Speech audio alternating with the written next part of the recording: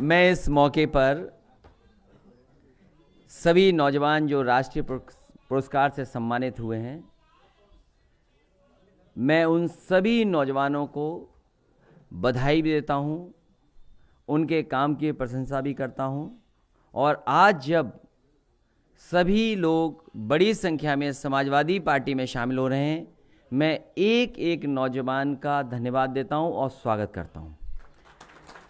सबसे पहले मैं हेमंत जी, उनको बधाई देता हूं, संजीव त्रिवेदी जी, अनिल, प्रदीप, पंकज शर्मा और इन सब के साथ जितने लोग आए हैं।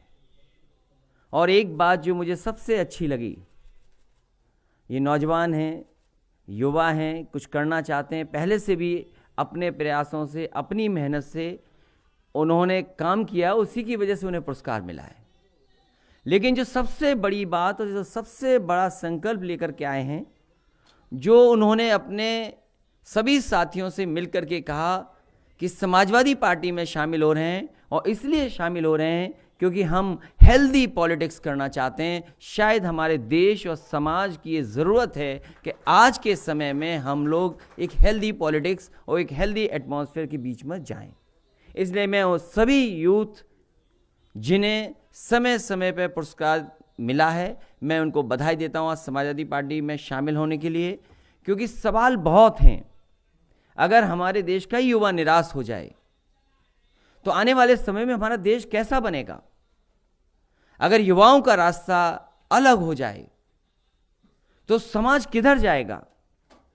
इसीलिए 12 तारीख को जब पूरा देश और दुनिया में विवेकानंद जी को याद किया जा रहा था, इंटरनेशनल यूथ डे के दिन, तो उस दिन भी समाजवादी पार्टी ने पूरे प्रदेश में युवाओं से और संगठन के लोगों से कहा कि गांव में जगह जगह बैठ कर के युवा घेरा बनाएं और आपकी जो समस्याएं हैं उनको रखें।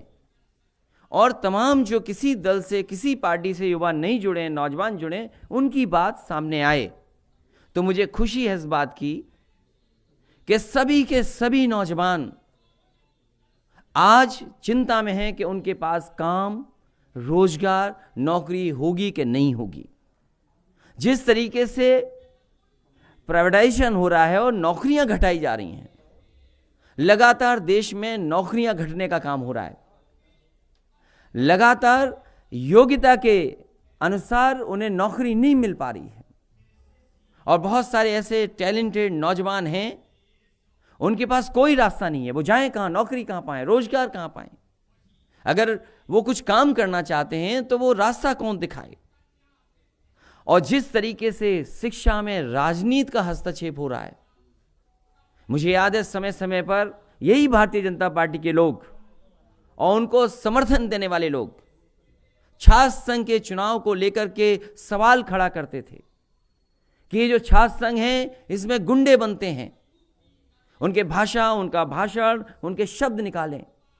और आज जिस तरीके से यूनिवर्सिटीज, शिक्षा की संस्थाओं पे कब्जा हो रहा है, जिस तरीके से राजनीतिकरण हो रहा है, राजनीति उसमें गुजरी, उसकी कभी कल्पना नहीं की जा सकती थी, जो अब भारत में होना शुरू हो गया है।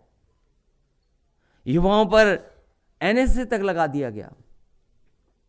दुनिया में कहां होता है? दुनिया में कहीं कहीं कोई एक ऐसा देश बता दो जहां पर छात्र, नौजवान अगर अपनी बात रखना चाहें उन्हें एनएसए लगा दिया जाए। और फीस किस तरीके से बढ़ रही है। आने वाले समय में जिस तरीके से प्राइवेटाइज होकर के संस्थाएं खड़ी हो रही हैं, हमारे गांव, गरीब किसान के बच्चे अब पढ़ नहीं पाएंगे। और प्राइवेटाइजेशन जो एजुकेशन का हो रहा है, और उसके साथ साथ जो क्वालिटी ऑफ एजुकेशन होनी चाहिए और सभी वर्गों को, सभी को मिलना चाहिए, शायद अब मिलना संभव नहीं है। इस कोविड के समय में जहां हमने ऐसा समय देखा कि समय काटना मुश्किल होता था, शुरू में तो लगा कि शायद हमारा वक्त कट जाएगा। जितनी किताबें पढ़नी थी, जितना कुछ और करना था, सब कुछ कर लिया। लेकिन पूरा देश और समाज समझा कि ऑनलाइन पढ़ाई कितनी महत्वपूर्ण है। सरकार ने बिना किसी इंफ्रास्ट्रक्चर के, बिना किसी तैयारी के ऑनलाइन जिस तरीके से पढ़ाई कराई, तो वो जो समस्याएं उसका कोई निराकरण नहीं किया सरकार ने। इसलिए हम अपने जितने साथी आज जो आए हैं, युवा नौजवान जो समाजवादी पार्टी में शामिल हो रहे हैं, सही मायने में हमारे समाज के अंदर और अपने मोहल्ले और आसपास के इलाके में यही सबसे बड़े हीरो हैं। अगर इन्हीं से हम इंस्पायर हो जाएं तो हमारा समाज ही दूसरा बन जाएगा। ये सब हमारे हीरो हैं, इसीलिए इन्हें सम्मानित किया गया, इसीलिए इन्हें राष्ट्रीय लेवल पर पहचान मिली है। तो मुझे खुशी है इस बात की कि आज बड़ी संख्या में इस तरह के टैलेंटेड लोग, इस तरह के बहुत ही समझदार लोग आज हमारी पार्टी में शामिल हो रहे हैं। ये वो लोग हैं जो समाज को बदलना चाहते हैं, राजनीति को बदलना चाहते हैं, और हमारे देश की जो संस्कृति रही है, जो हमारी गंगा जमुनी तहजीब रही है, उसको बचाना चाहते हैं।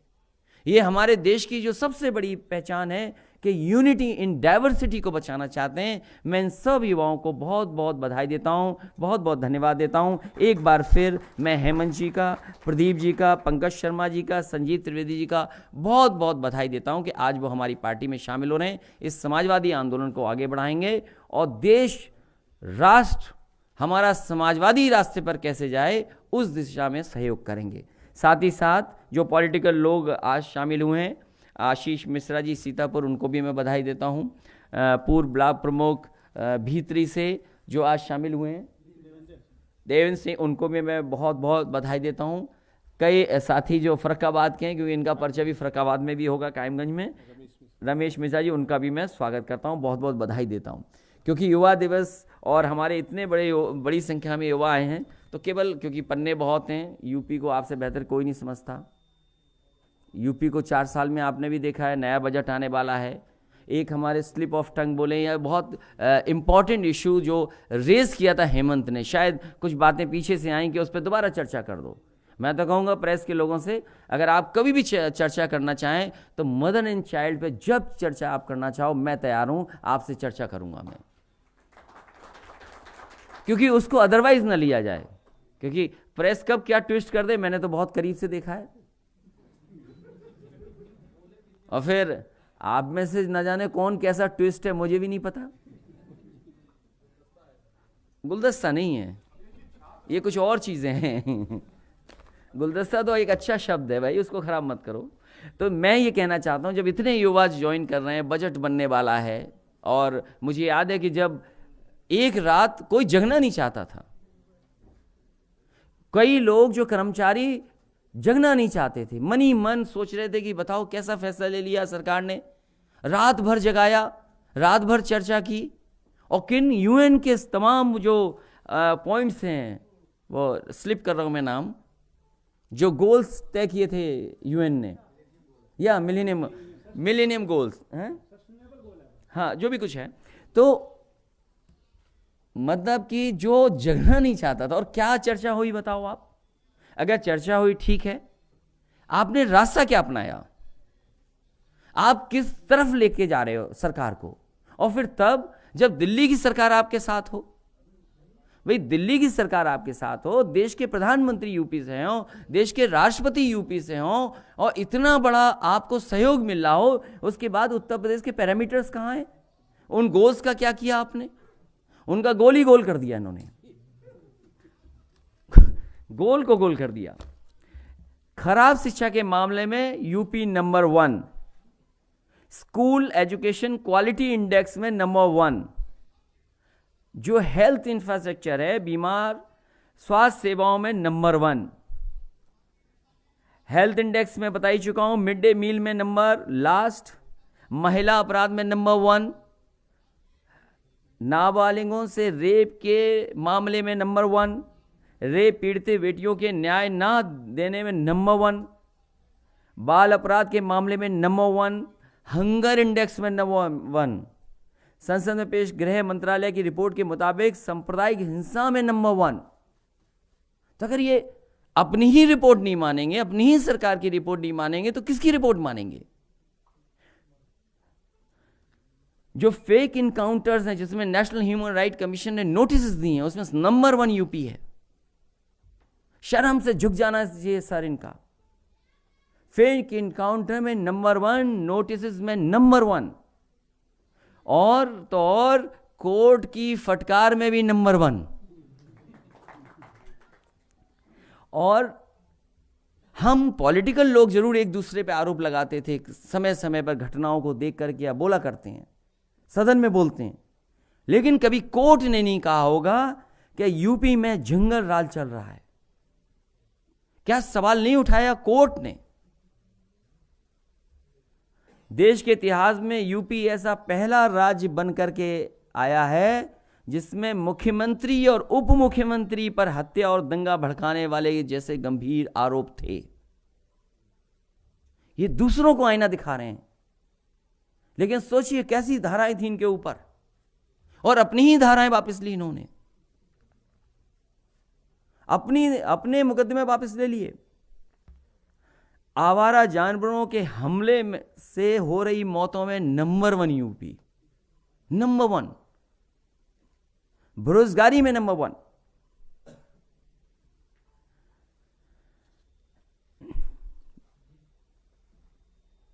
और अगर किसी और में नंबर 1 बना हो तो बताइए। दूसरों का काम अपना बनाने में नंबर 1, रंग बदलने में नंबर 1, नाम बदलने में नंबर 1, और गन्ने के बकाया में नंबर 1। ये जो मुख्यमंत्री जी कहते हैं कि हमने 1 लाख न जाने कितने हजार करोड़ रुपया भुगतान किया है किसानों का, हर जगह जाते हैं। कभी कभी ये कहते हैं कि 2012 से लेकर के 2017 तक चीनी मिल बिकती थी। मैं आज जानना चाहता हूं कि 2012 से लेकर के 2017 में समाजवादी सरकार ने और हमने कौन सी चीनी मिल बेची थी, और अभी भी किसानों का बकाया है। गन्ने की कीमत नहीं बढ़ रही है, उसमें भी भारतीय जनता पार्टी नंबर 1। सिंचाई फंड में और सब बर्बाद करने में नंबर 1। नकली शराब से हो रही मौतों में देश में नंबर 1। और राजनीतिक द्वेष की भावना से केस बनाने में, लगाने में, घर गिराने में, बुलडोजर चलाने में नंबर 1। और नक्शा पास हो ना हो, सरकार ने तय कर लिया तो आपका घर टूट जाएगा। सरकार नहीं, भारतीय जनता पार्टी। और सबसे बड़ी बात, इन सब चीजों को मिलाने के बाद भारतीय जनता पार्टी झूठ बोलने में नंबर 1। आप सबका बहुत बहुत धन्यवाद, प्रेस के साथियों को इतने कम समय पे आने के लिए।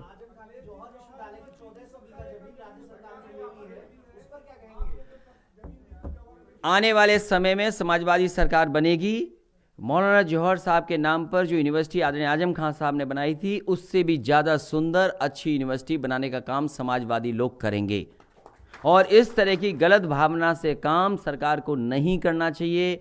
हम सब जानते हैं कि सरकार इसलिए काम कर रही है कि उन्हें अपना काम न बताना पड़े। पूरी राजनीति को उलझाना चाहती है सरकार। इनसे अच्छा झूठ बोलने वाला कोई नहीं, और इनसे अच्छा झूठ का प्रचार करने वाला कोई नहीं। अखिलेश जी, मध्य प्रदेश के गृह मंत्री हैं नरोत्तम मिश्रा जी, उन्होंने ट्वीट किया है आपका नाम लेकर के कि जो भी विषय हिंदू धर्म के खिलाफ होता है उस पर अखिलेश यादव जैसे लोग ताड़ना करते हैं। मेरा उनसे सवाल है कि आज तक जितनी भी फिल्में बनी हैं हिंदू धर्म के अलावा, क्या किसी धर्म पर टिप्पणी की गई? पता नहीं कौन है ये, क्या है ये गृह मंत्री? सबसे ज्यादा बच्चियों के साथ बलात्कार हो रहे हैं वहां भी। इनके बारे में क्या बोलना हमें? ये लड़ाई यूपी की चल रही है, मध्य प्रदेश वाले बोल रहे हैं, ये तो बात समझ में नहीं आ रही।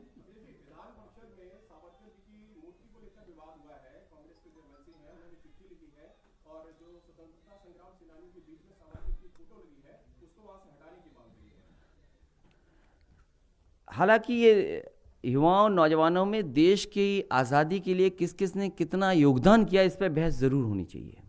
और हमें उन सब का सम्मान करना चाहिए जिन्होंने देश की आज़ादी में लड़ाई में आज़ादी दिलाने में काम किया।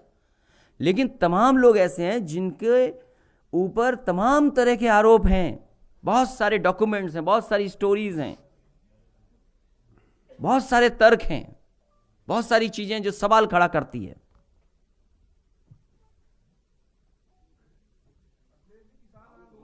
एनआईए ने कई किसानों को नोटिस भेजा है, कई पत्रकार हैं उसमें उनको भी नोटिस भेजा गया है, और जिस तरह से आंदोलन पत्रकारों को मिला तो अच्छी बात है लेकिन सबको नहीं मिलना चाहिए।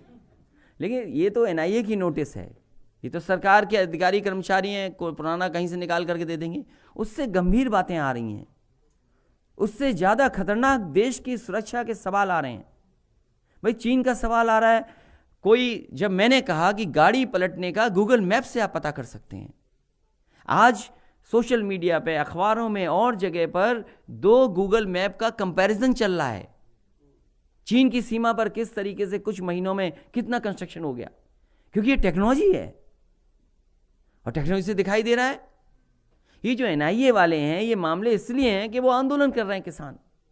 याद रखिए भारतीय जनता पार्टी, उन्हें इतना अच्छा मौका मिला है कि 26 तारीख गणतंत्र दिवस पूरा देश मनाने जा रहा है।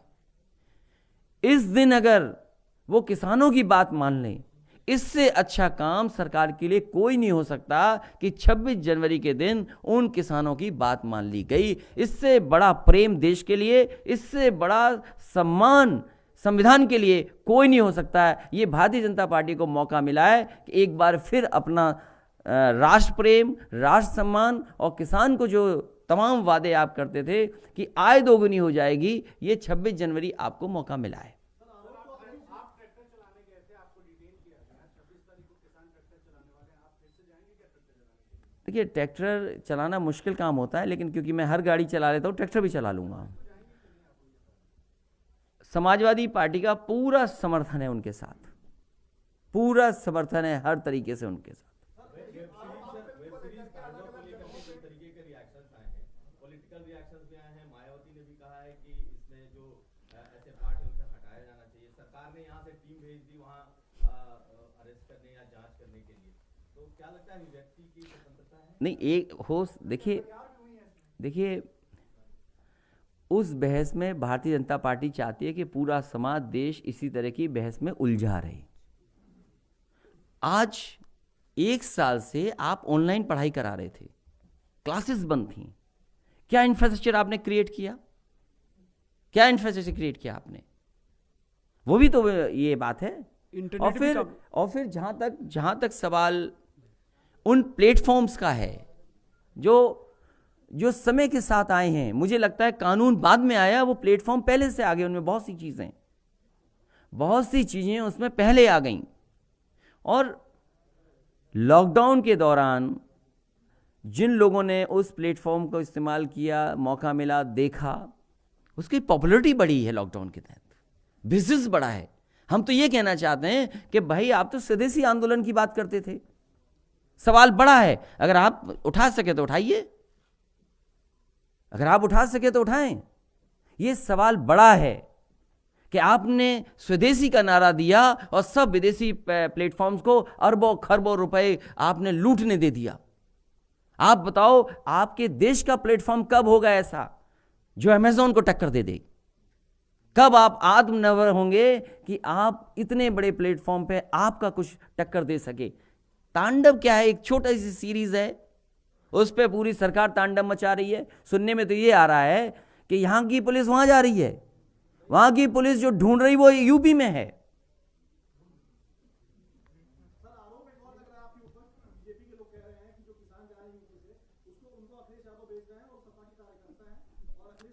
मैं इन भारतीय जनता पार्टी को कैसे समझाऊं?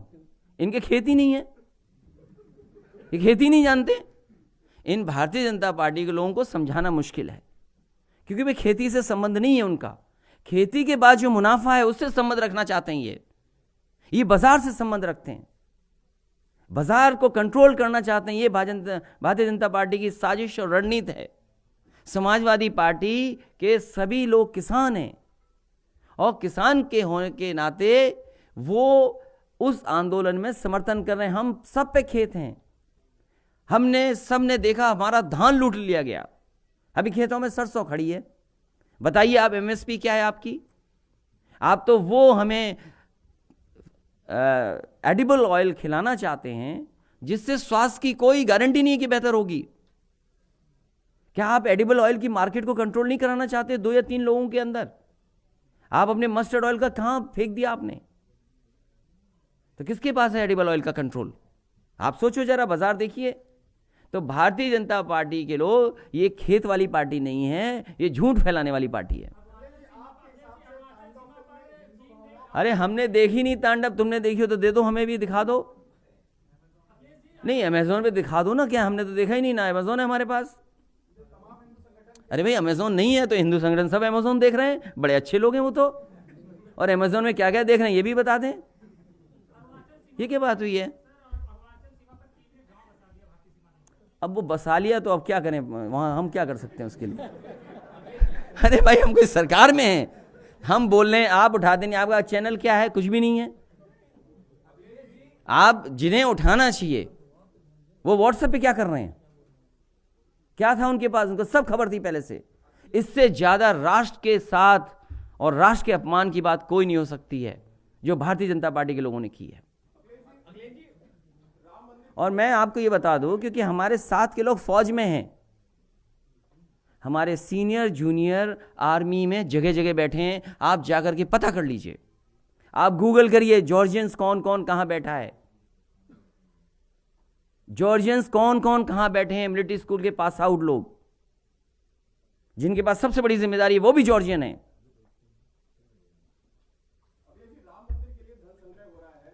क्यों बात वही बार बार करते, वही बात? आप बेरोजगारी की बात करो ना। हम हिंदू परंपरा के वैदिक पुरानी चीज़ें मानने वाले हैं। हम क्या करते हैं क्या नहीं बताएंगे। हम किस भगवान की पूजा करते नहीं बताएंगे। आप कैसे पूछ लोगे हमसे? ये कोई बात हुई कि आप किस भगवान की पूजा करते हो? ये कोई सवाल है आपका? अरे दोबारा ट्रेनिंग करो जाके। वॉकओवर नहीं दिया, भारतीय जनता पार्टी के लोग तैयार थे वोट डालने के लिए दूसरे के लिए। ये तो गलती हमारी है, तीसरा नहीं लड़ाया मैंने। हमारा नुकसान हो गया।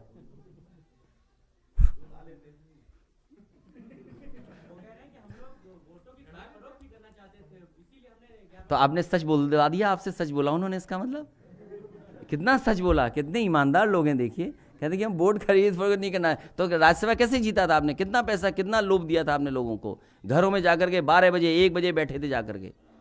पूरा देश जानता है ये बात। इतने पन्ने आपने पढ़े नहीं पढ़े?